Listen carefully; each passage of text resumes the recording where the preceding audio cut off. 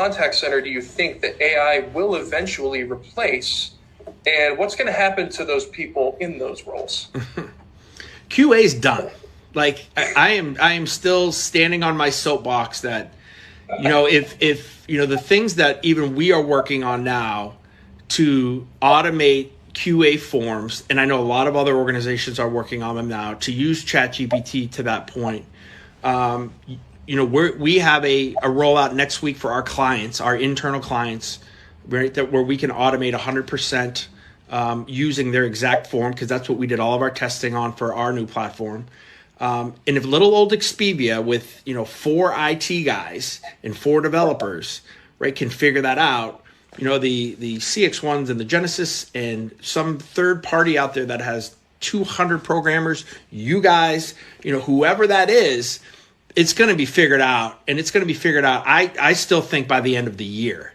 I think the moving of agents in bigger call centers and in BPOs, in and out of skills, or hey, we see a queue. Hey, can we move 3 more people there? Change those preferences. That's going away as workforce management merges with workforce intelligence. Where I'm seeing that right now as well. So to have predicted wait times known by workforce management to think, okay, this service level is going to go to here, so I need to bring these agents in now, and have that all thought through.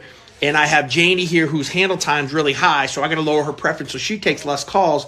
But I know she plays this game, so I'm going to make sure I know the supervisor, tell the supervisor to talk to her to make sure that, all of that, almost like that supervisor, that's kind of like supervisor assist, right? Like, and I know people are doing real time kind of supervision and those kind of things, talking about sentiment, but I think it goes to another level. I think, that's in the next year. So a lot of people are working on those type of tools. And I think the other thing that, if I just could name 3 is, and I'm probably blowing my whole list. I know we're going to talk about like where the call center is in the next 5 years, but analytics is going to have a huge, change to where we had analysts before, right? We had analysts that would go and have to, query and look for things. That's going to be totally done. Now it's going to be basically, it's going to tell you. So you're going to sit down at a desktop and, basically just say, hey, what happened yesterday?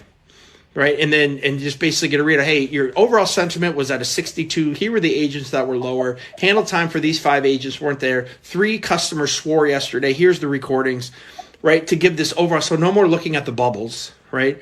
Of what we see from a trending keywords, trending phrases, frustration, those kind of things that we have to kind of parse and think through. We have the data and it's kind of showing it, but we really have to dig deeper into it.